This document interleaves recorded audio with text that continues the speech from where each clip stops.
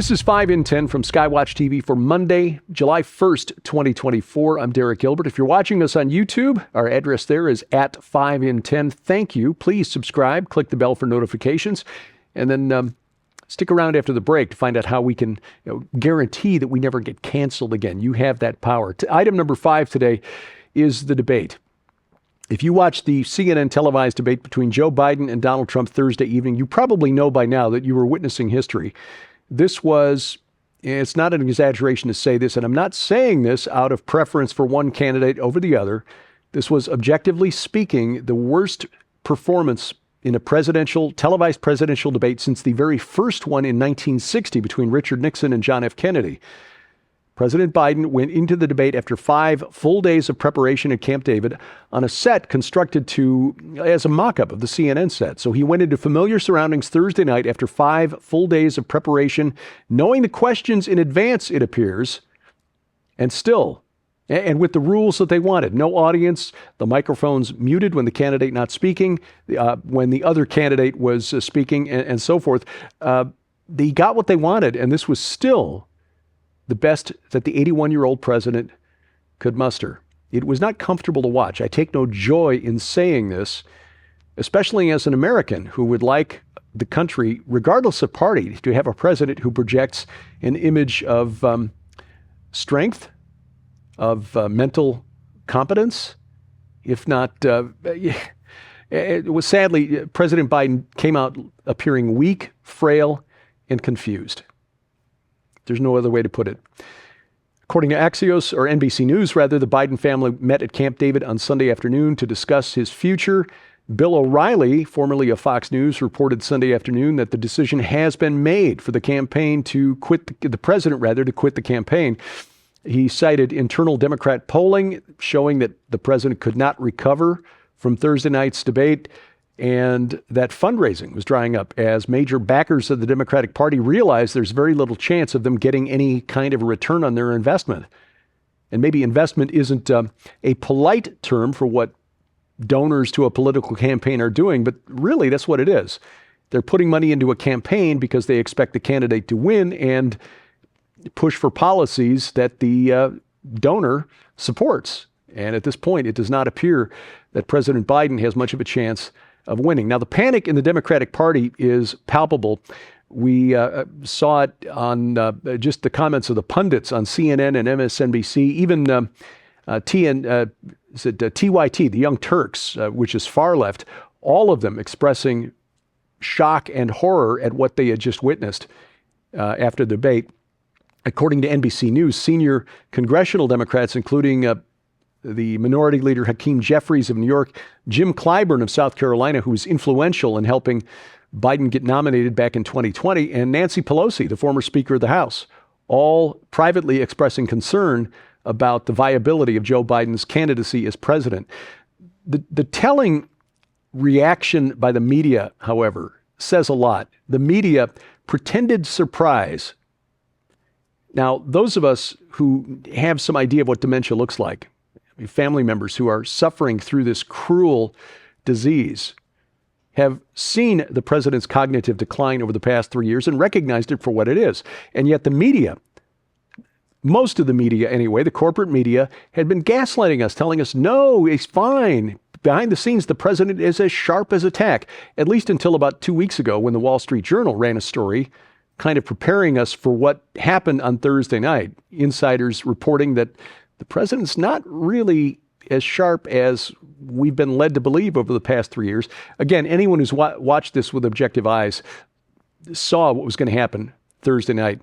And so the media expressing fake surprise over this really says a lot. I mean, even on Saturday, the White House letting it be known to Axios, which is a left-wing publication, that President Biden basically sundowns all the time. That's a term I first heard 2 years ago in connection with my mother, which is that when you get past a certain point late afternoon, people with dementia begin to detach from reality.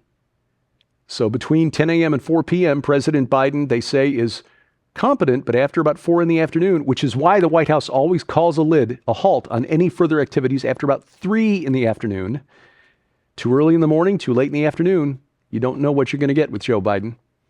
Well, we saw what we get on Thursday night. New York Times, Wall Street Journal, Chicago Tribune, Atlanta Journal-Constitution, editorial departments all calling for the president to step aside. Time magazine, this is the cover. This is the actual cover. It's not a parody. Joe Biden exiting stage right with the headline, Panic. This is what's going on. The other big question this all leads to, knowing now that the media has admitted that the president is not competent, not just for re-election, he's really not competent to be running the country. Who has been running the country for the past 3 years? Because based on what we saw Thursday night, it surely is not President Biden. Topic number 4, Israel. The pier is gone, that floating pier off the coast of Gaza to deliver aid. U.S. Army is dismantling it and may not put it back. The seas are just too rough. Hey, I understand that Gaza, the beaches there, are actually a pretty good place to go surfing. So it's no surprise that it would be a bad place to put a floating pier that requires relatively calm seas. Aid agencies say they've had a relatively difficult time of moving aid into Gaza. The storage area for the aid next to, just on shore, is nearly full. They can't take any more aid there anyway. United Nations has not been distributing food or other emergency supplies from the pier since June 9th. This came after Israel used an area near the pier to evacuate hostages rescued in that raid, the 4 hostages that were saved. The UN said that they were concerned that aid workers' safety and neutrality may have been compromised, which is ironic since they didn't seem to have much concern about the safety and neutrality of their aid workers when Hamas was building military command centers underneath their offices, their headquarters. That reported back in February, not to mention the high number of UNRWA UN aid workers connected to Hamas and Palestinian Islamic Jihad.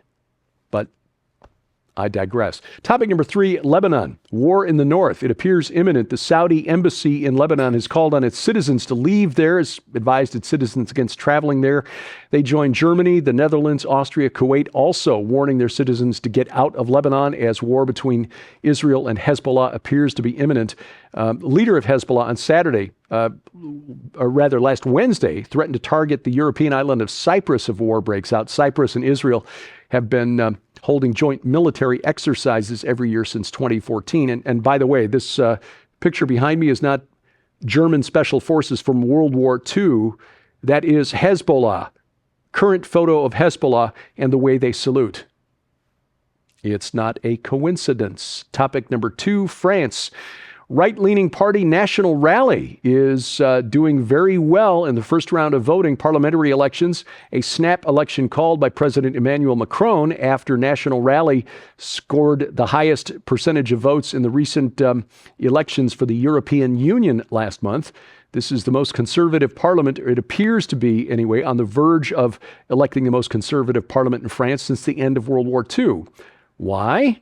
Unhappiness with unfettered immigration, a weak economy, cost of living crisis, dissatisfaction with the current government, especially among younger voters. They are trending more conservative. National Rally got about 31.4% of the votes for the EU Parliament last month.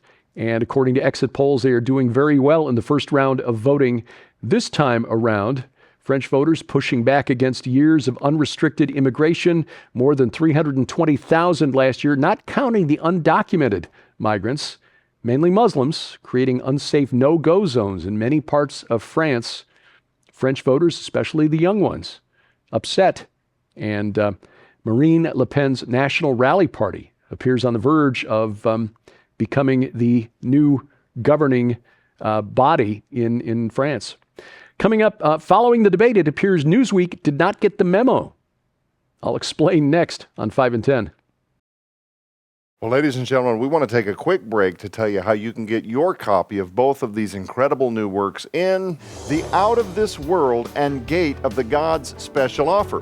When you order this incredible offer from the SkywatchTVstore.com, you'll receive the brand new book, Out of This World, Are UFOs Aliens, Spirits, or Pure Hokum by Lieutenant Colonel Robert McGinnis, that exposes the faults in both the science and theology regarding the existence of UFOs. The very real possibility that UFOs are manned by extraterrestrial beings much smarter and far more spiritual than humans that are preparing to deceive mankind as we approach the biblical end times. The recent surge of UFO activity all around the globe, and why Lieutenant Colonel Robert McGinnis is calling for Project UFO, a national strategy to determine if we face an existential threat, and so much more.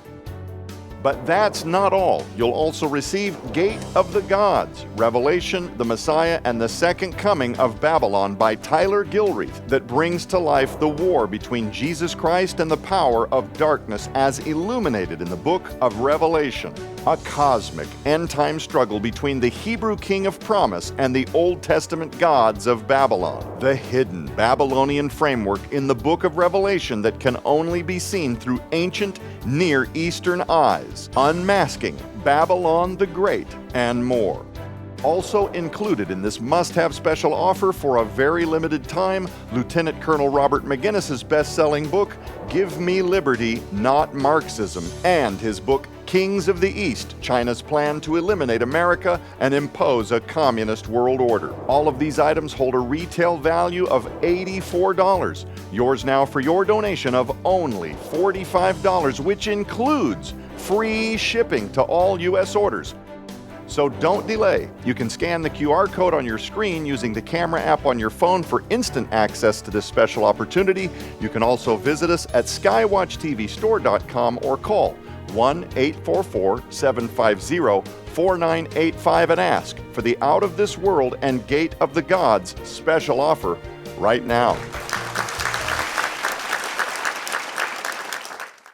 Item number one today. Apparently Newsweek didn't get the memo. All the other corporate media outlets like the New York Times calling for the president to step aside. On Friday morning, Newsweek ran a story that was shared by the Biden-Harris re-election campaign. Headlined, "Undecided voters say they now support Joe Biden after the debate."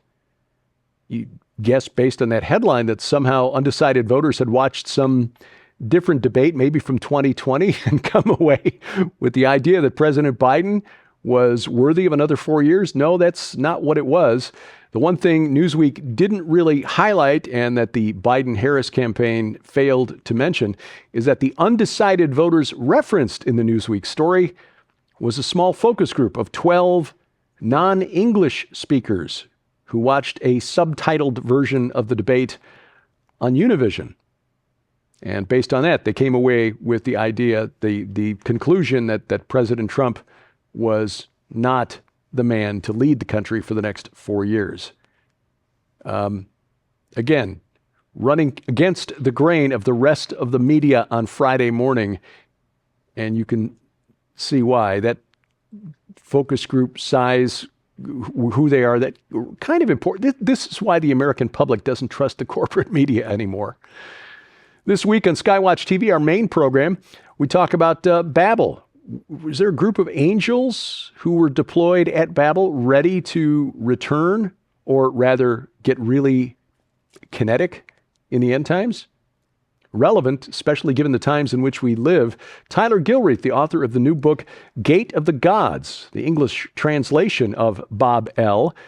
He is the primary guest this week, but he's joined by Lieutenant Colonel Robert McGinnis. Of course, the last couple of weeks, we've been talking about his book, Out of This World, about the UFO phenomenon and the supernatural, spiritual nature of that phenomenon. Don't miss these programs. All 4 weeks worth your time to watch. You can catch them right now at our website, skywatchtv.com. You can also see it over the air. Our broadcast schedule for our Christian network partners, posted at skywatchtv.com/channels. It's available right now on Roku and Apple TV. We've got apps for those. If you've got a set-top box, please make sure you've got the Skywatch TV channel installed. You can also watch it on the web right now, rumble.com/skywatchtv or YouTube. We're back on YouTube with the main channel at Skywatch Television. Or better yet, guarantee we never get canceled by downloading our app to your smartphone or tablet. That not only brings all of our content into your mobile device, which you can cast to a relatively recent smart TV using Apple's AirPlay or Google's Chromecast.